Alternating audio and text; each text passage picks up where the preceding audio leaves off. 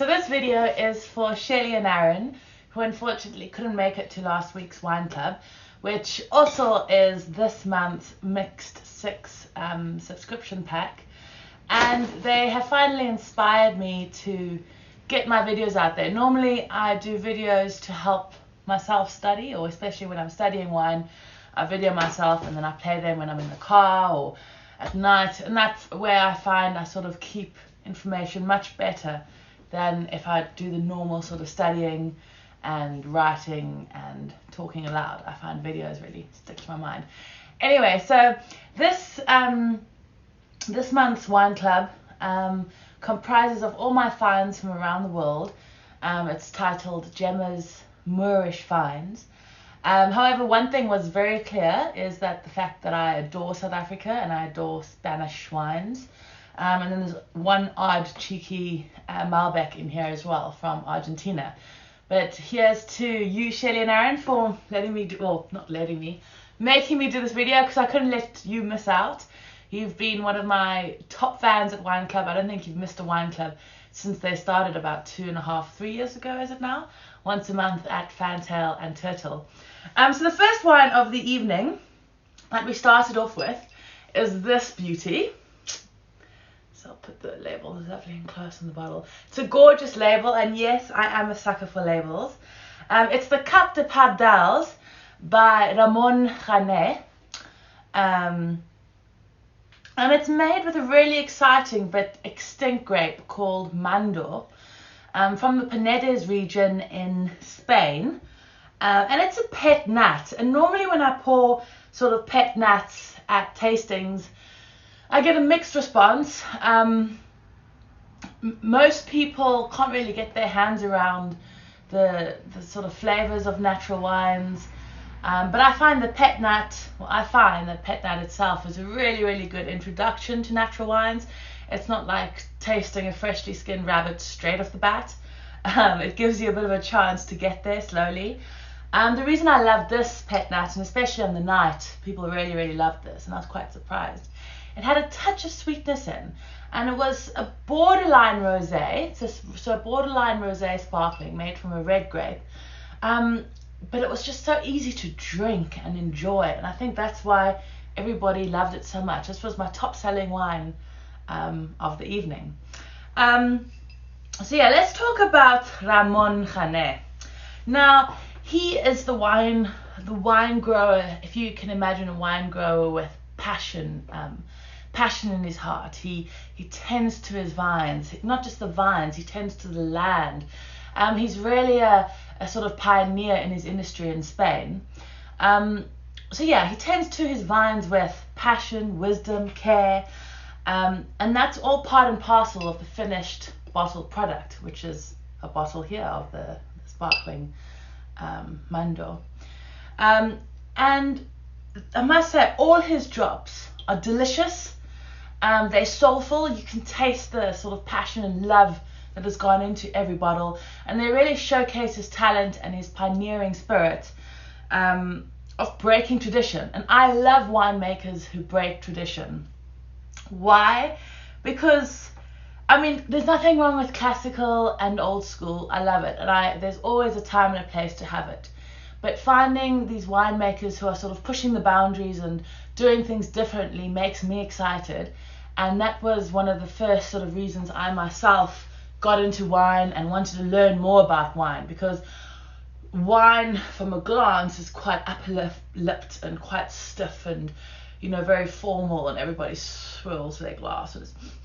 Oh, I smell with my right nostril like a bit of a sunshine, and my left nostril a bit of a cassis. And I wanted it to I want wine to be relatable to me.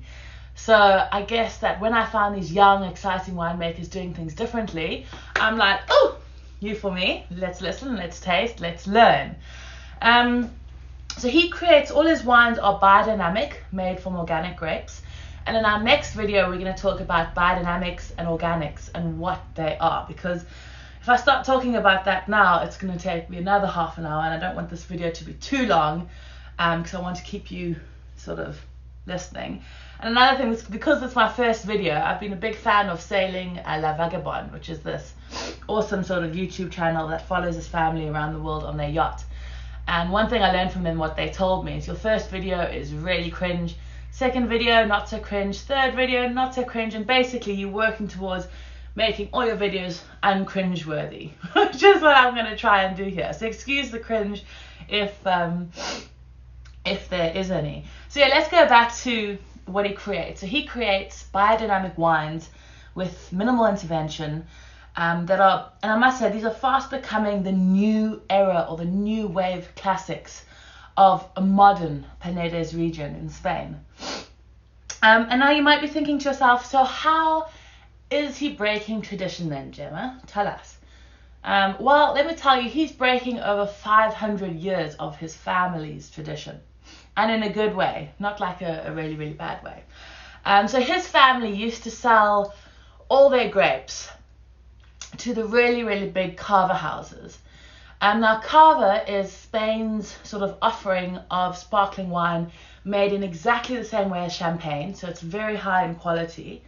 However, they make the cava using native grapes, so Xarel-lo, Macabeo, and Paraleda. I can never pronounce that one, it's a bit of a tongue twister. Paraleda. So back in the day, Ramon, with three of his top best friends from university, they decided to start making wine from their grandparents' vines instead of their grandparents selling it on to the big cava houses. And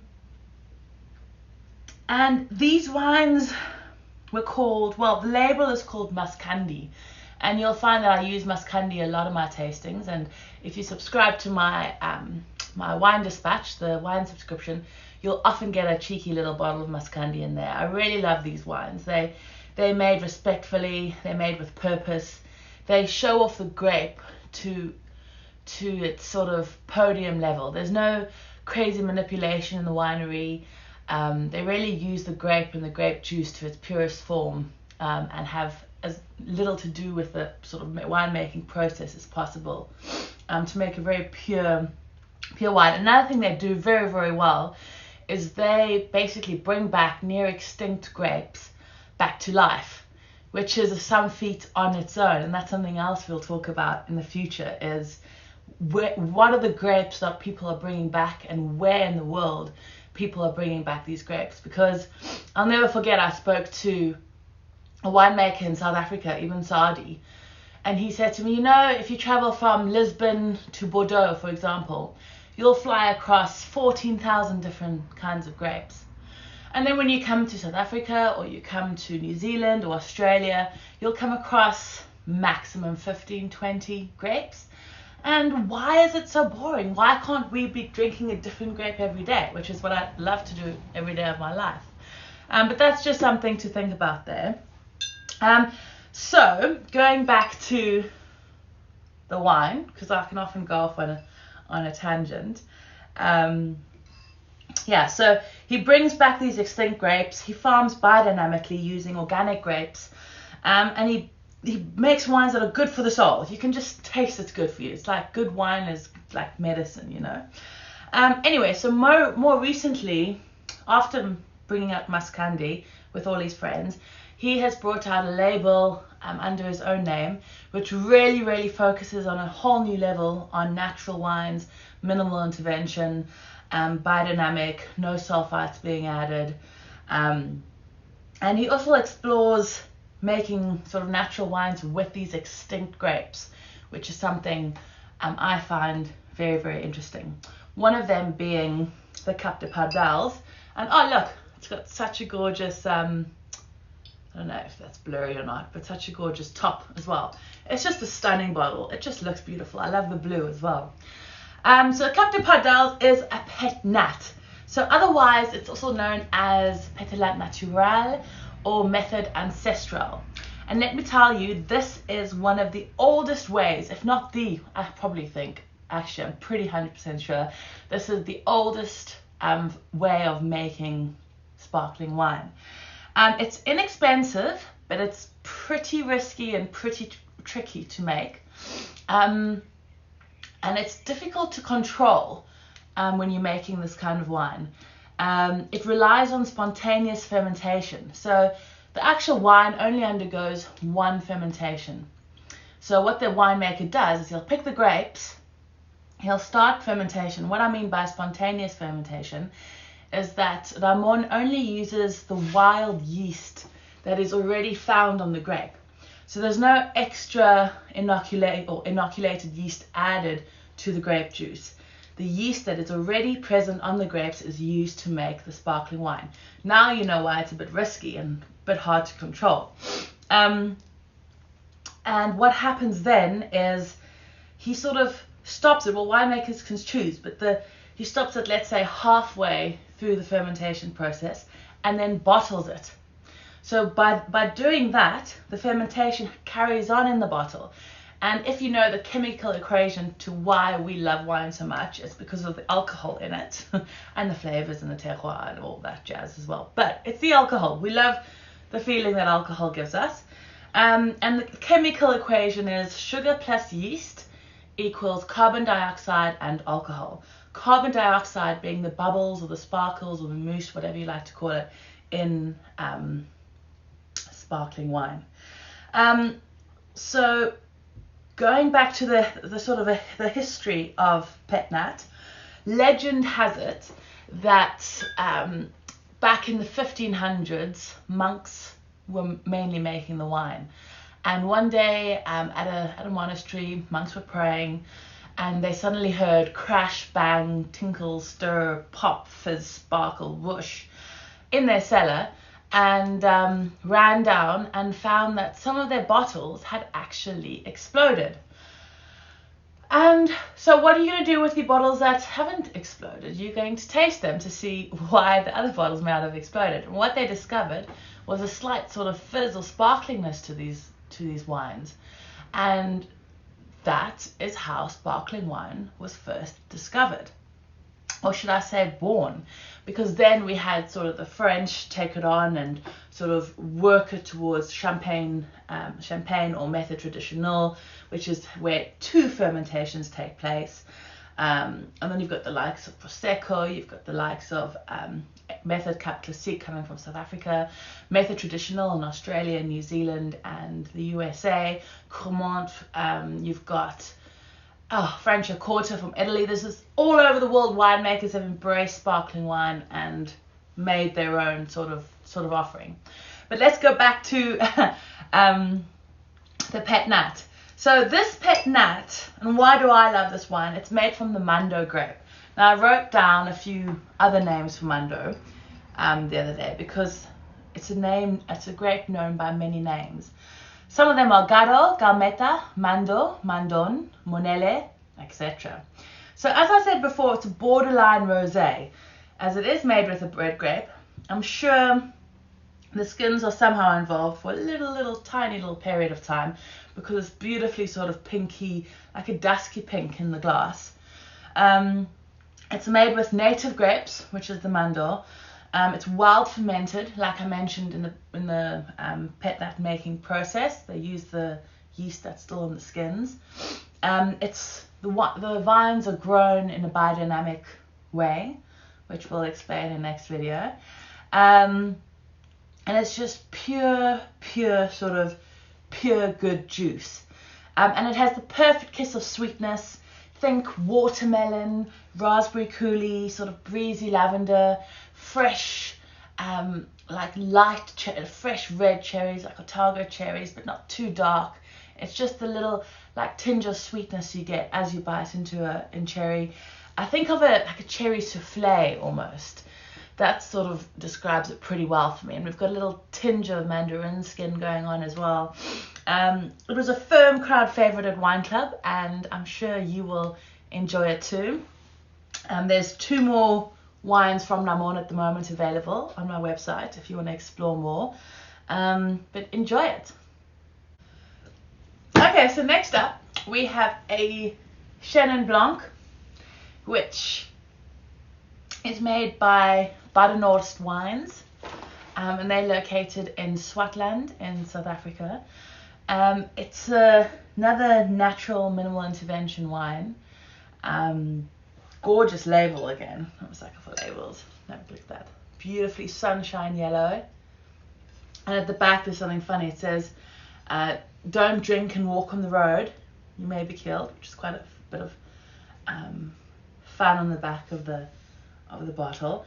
And this is one of the most bang for buck white wines I've ever come across in my life. So why is Chenin Blanc one of my favorite grapes? Well, not just because it has excelled as South Africa's workhorse grape. You can make Chenin dry, you can make it sweet, you can make it off dry, you can make it sparkling, you can make it into brandy. There's a whole plethora of options of what to do with Chenin. And there's oaked Chenin, there's unoaked Chenin,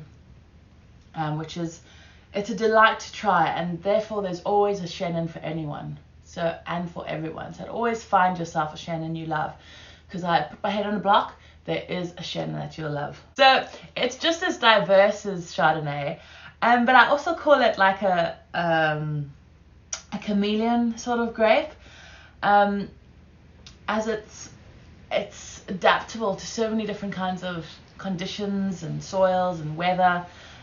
It's really a grape that you can just enjoy from anywhere if it's made well, of course.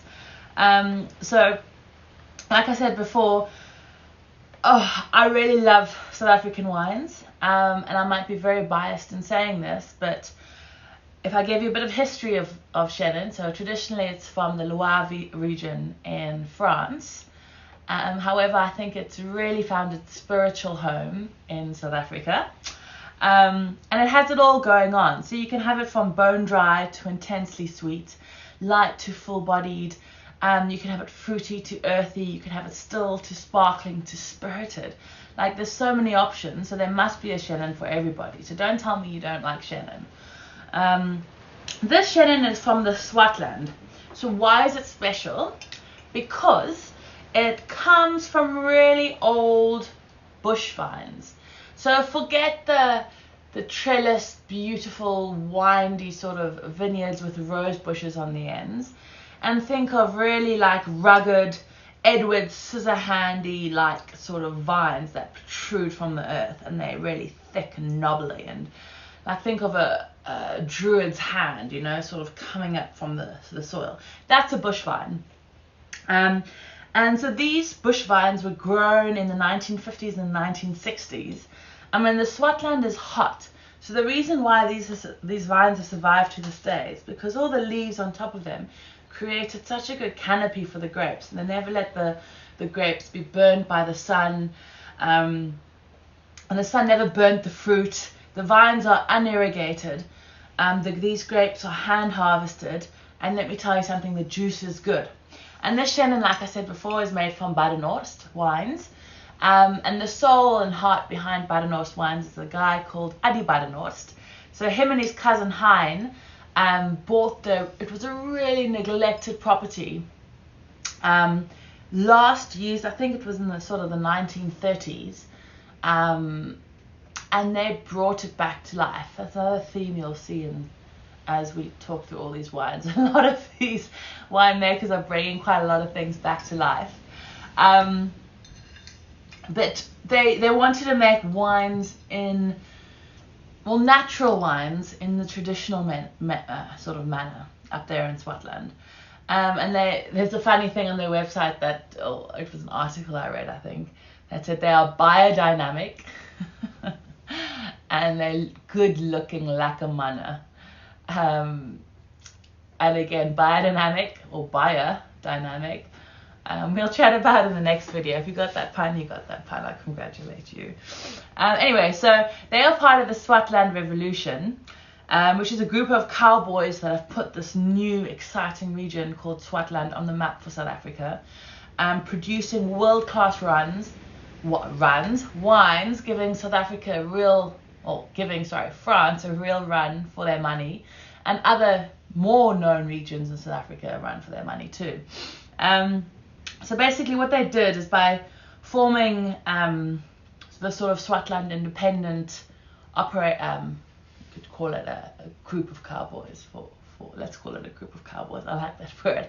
Anyway, so it was their mission to improve quality standards, educate consumers about how unique the Swartland actually is, and talk about the terroir and the different soils and the climates and where the vineyards are facing, which sort of northeast, southwest, and sort of identify these hotspots that have been forgotten about and bring them back to life. So basically they found all the old abandoned vines as well as wineries in the area that they brought back to life, which I think is very, very special. We'll touch on the Swartland Revolution a bit more because there's a lot more to say about this as well in a couple of videos time, and we could possibly do a whole 6-pack exploring the Swartland, which is very exciting, and these wines are outstanding. Like, these are the wines you dream about. I'll show you the label again.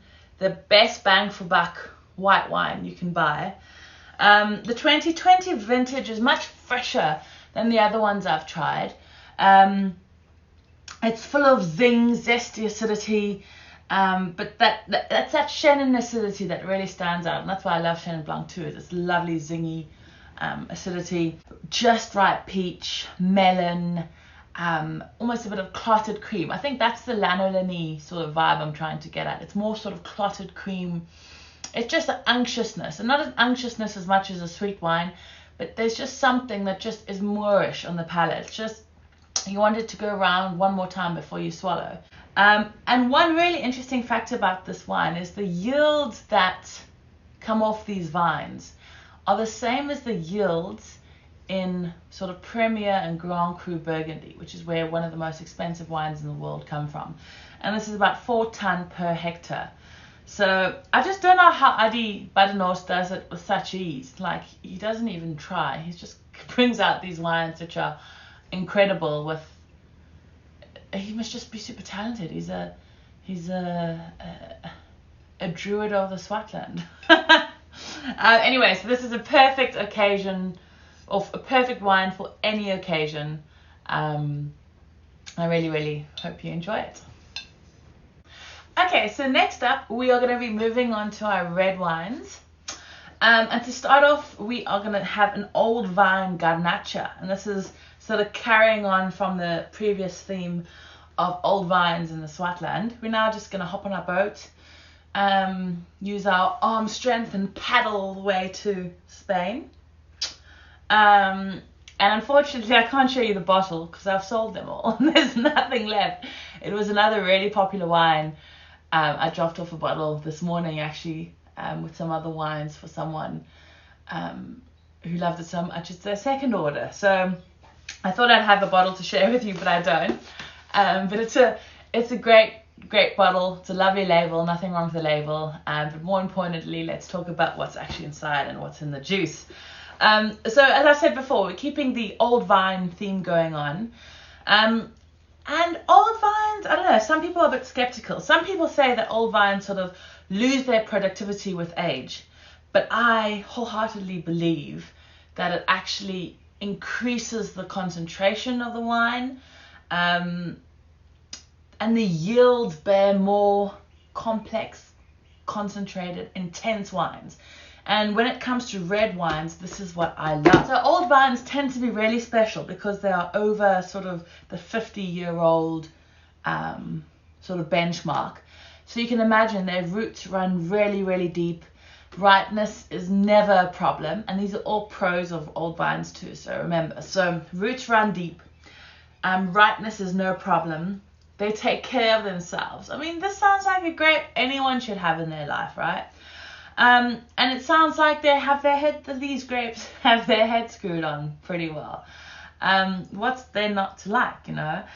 So the Baco Garnacha comes from Campo de Borja in Spain.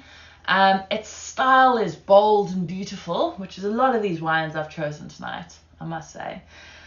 So in Campo de Borja,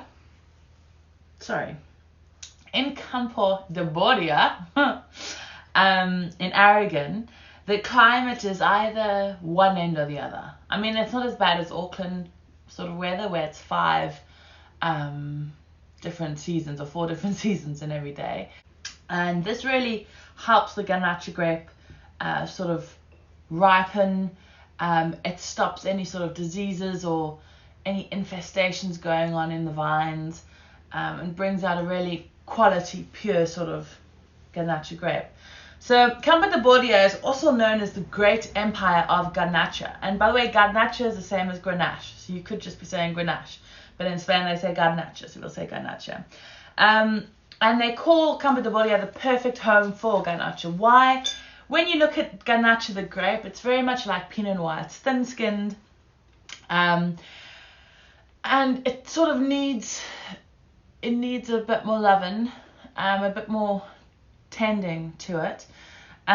So these grapes in this wine were grown on really rugged, gnarly sort of bush vines. Like I told you before, the druid hand coming out the ground and going like this, you know, with big, thick sort of Edward Scissorhandy sort of bits and big knobs on them. And it's just, and they're old. You can see they're old. They've survived a lot. They've been through a lot. Anyway, so for this wine, only the lowest yielding grapes were chosen. And that might not make sense, but what I mean by that is only the vines where sort of they took the less amount of grapes from, but the grapes were really high quality and complex and intense, which all adds to the final wine. So only they were taken or chosen. And again, why? Because they have survived the summer, the burning hot summer. They've survived the ferocious cold of winter. And then there's also the Al Cierzo wind, hope I pronounced that properly, which is it's similar to the Cape Doctor in South Africa. It just blows and blows and blows and blows and blows. Think 25 knots, 30 knots sort of daily. Anyway, so as I said before, this Garnacha goes into my bold and beautiful category. It's got that lovely peppery spiciness that a Garnacha is sort of famous for. And then other flavors, think of like black cherry, blueberry, a bit of slate, leather, like fresh leather that you can smell, or horse saddle leather. I love that smell. And then there's a bit of a dollop of there's oak, there's mocha, there's chocolate, a tiny sort of drizzle of allspice. It's been aged for 6 months in second use barrels. So what this means is that the barrels don't impart a crazy overpowering oak flavor.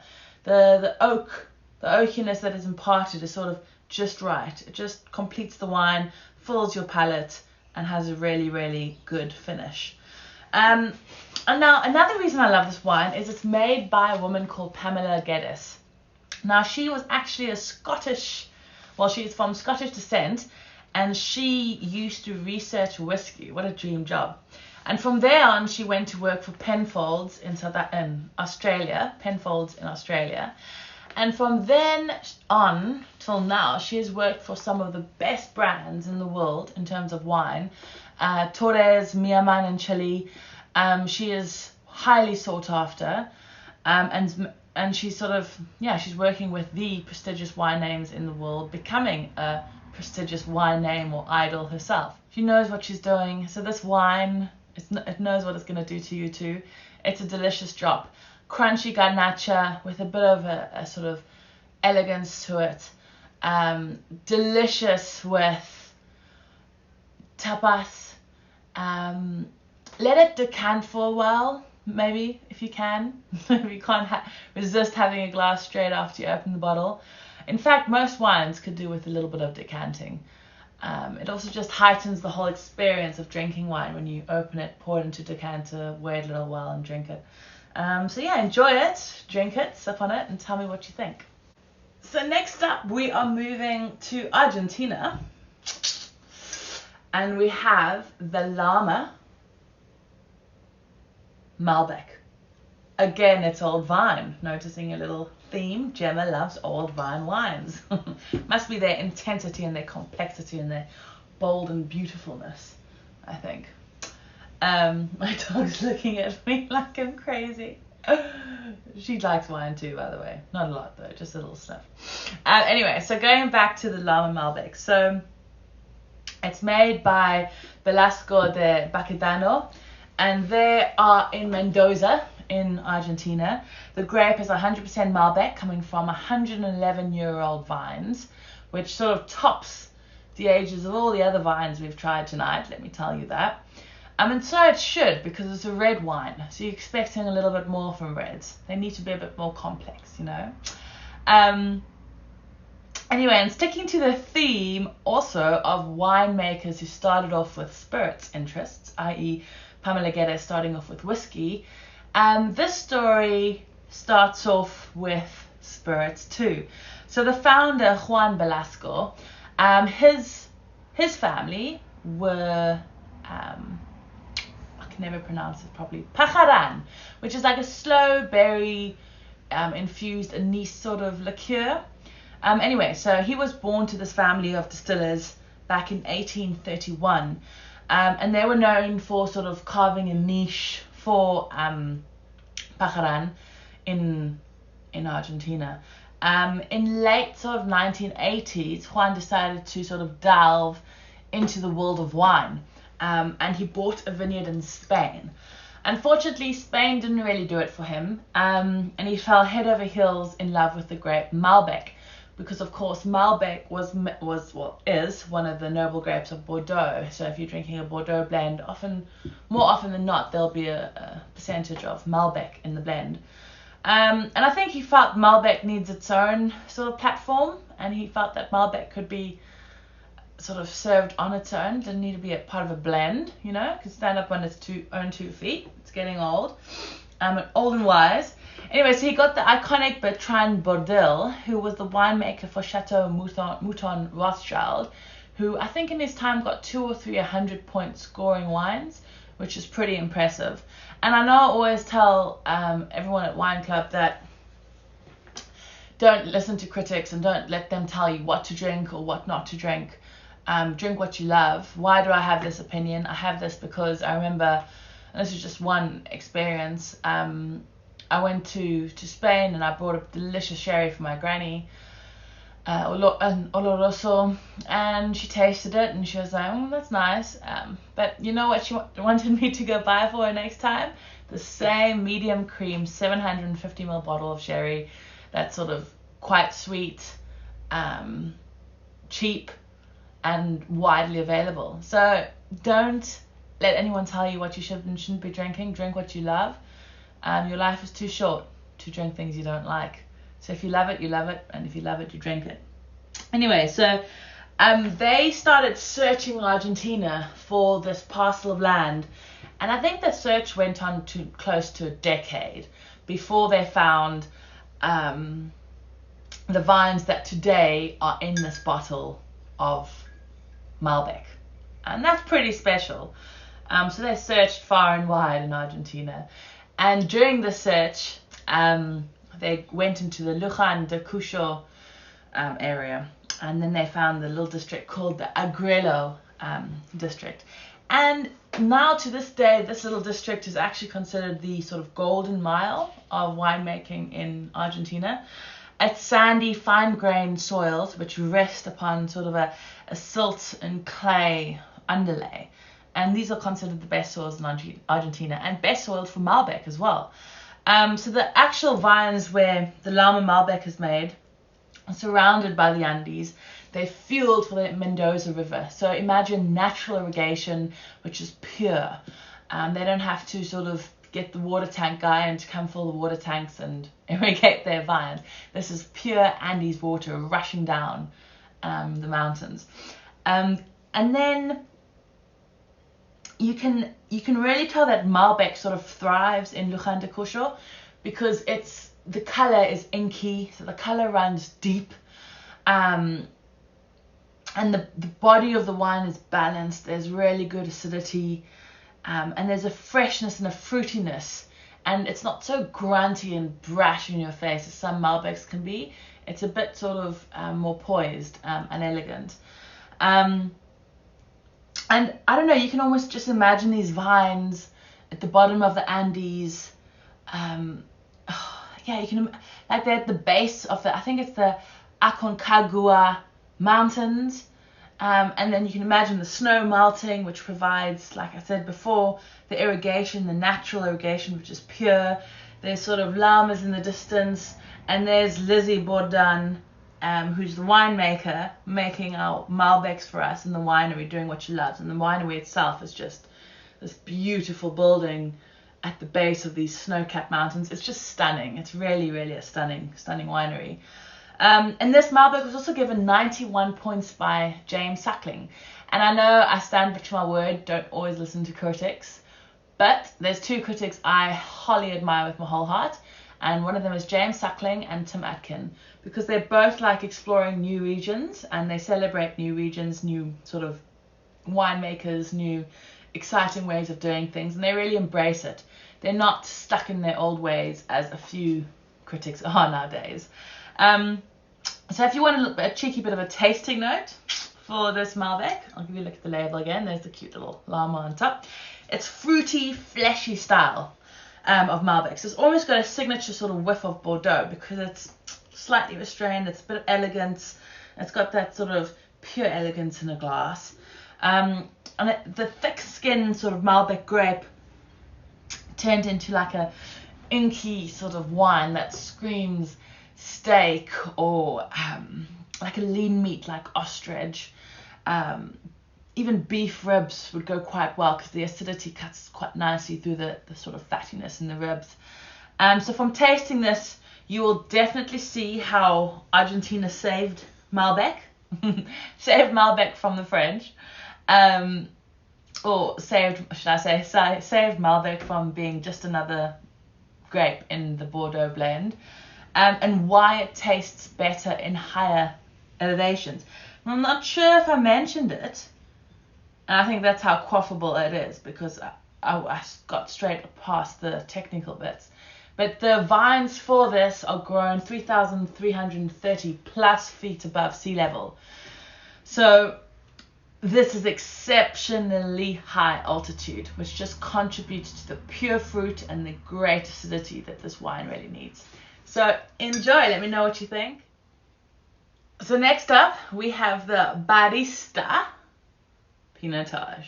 And it should say it all by its name, the Barista, but I shall tell you everything about it. If you imagine like a burst of coffee and chocolate with a bit of maraschino cherry smokiness, then this is your wine. But I also think that Pinotage, and especially the Barista, is a wine you have to try before you die. Why? Because there's nothing like you've tasted ever before. It's a polarizing wine. You either love it or you hate it. So don't be scared to tell me it's a little bit too much for you. That's fine. But give it a try, because we like curious, adventurous drinkers here at Jemma's. And it just gives you something new to try and say, hey, I've tried it before. So pour yourself a glass and let these sort of aromas really, really overtake your senses. This wine is daring, it's big and bold in style, so you either embrace its obnoxiousness or you stand back. It's a cult favorite here at Wine Club. Like, it almost smells like sort of pork ribs on the braai, the smoke coming off the braai, or the barbecue, the braai as we call it in South Africa. Yeah, it's got a smoky, like a fattiness to it, and it doesn't sound good when I describe it, but you'll just get it when you smell it, when you taste it in the glass. I always think of this wine as the pit master's best friend. Anything slow cooked, smoked, a barbecue in summer, or just alone on an outdoor fire at night on its own, maybe with even marshmallows, it just goes. So pit master's best friend, that's this wine. And now that I've talked about how it tastes, I'll talk about the grape. So the grape Pinotage is one of sort of South Africa's darlings. It's a combination, well, it's a sort of a coming together of two grapes, Pinot Noir and Cinsault, by a crazy professor called Professor Perrault, who studied at Stellenbosch University. And what he was trying to do is he found that Pinot Noir didn't do so well in South Africa, and he wanted to experiment with Pinot Noir and see what it could do. And at first, when they tasted the grape, they thought it was a blend of Pinot Noir and Hermitage. But then after sort of more DNA testing, they saw that it was actually Pinot Noir and Cinsault. So that is why you have the Pinotage instead of the Pinot So. But then they just kept it Pinotage because it is what it was. The grapes all come from Stellenbosch, which I would say is probably the most well-known region of South Africa, made by a guy called Bertus, aka Starbuck. Frankie. Okay, so what I forgot to mention about Barista before my dog Frankie interrupted me because she wants a bone, I wanted to briefly touch on the little labels you'll find on quite a few of South African wines at the moment, which basically say integrity and sustainability certified. Now these wines are certified by WOSA.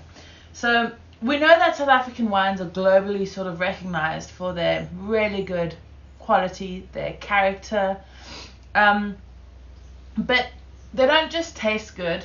And what this organization aims to do is to show that wineries and anyone involved in the wine industry in South Africa is also giving back to the economy and providing thousands of jobs. But they want to also show that the wine is being made ethically, with sustainability in mind, and that the social development is supported by the wine industry, and the standard of that is as impressive as the wines actually are. So things that they do, which sort of help, and I've written a few down here, is they work with sort of the World Wildlife Foundation to sort of learn about, educate their workers, and sort of enforce biodiversity farming practices at all the wine farms. There's land and water stewardess, or should I say stewardship programs. Each bottle can be traced back to the actual vineyard that it came from. You know, it's authentic, it's genuine. There is integrity behind each bottle. Another reason sort of Stellenbosch and the Cape area of making wine is so unique is that it's grown in the Cape Floral Kingdom. And a lot of you wouldn't have heard about the Cape Floral Kingdom. The one in South Africa is the smallest, but yet the richest in fauna and flora around the world. So it's recognized as a sort of a biodiversity hotspot with over, I think it's 10,000 different species of plants, not to mention the birds, the baboons, and the insects. And about 70% of these plants don't grow anywhere else but in the Cape. So these wine growers are operating in a very special area, and it's really important for them not only to take care of it, but to teach the next generation and the next generation how to take care of it and embrace the responsibility that has been sort of given to them. So another thing farmers are doing, another example, is they'll get rid of like invasive sort of water guzzling plants, because water is sort of scarce in South Africa. And this sort of in turn helps restore the wetlands and the rivers. So everything goes hand in hand. So you're not just drinking a bottle of wine, you're drinking a bottle of wine that comes from a specific vineyard, which is grown in an area where there's other things but wine. But at the end of the day, it all sort of comes together to create this incredible sort of range of wine that South Africa offers to the world. So last but not least, and definitely the most sweetest, we're going to finish off with a late harvest muscat, a dessert wine, made by Thalema. What a beautiful colour that is. 2015 vintage. Oh, what a stunning colour. The colour just makes you want to drink it straight away.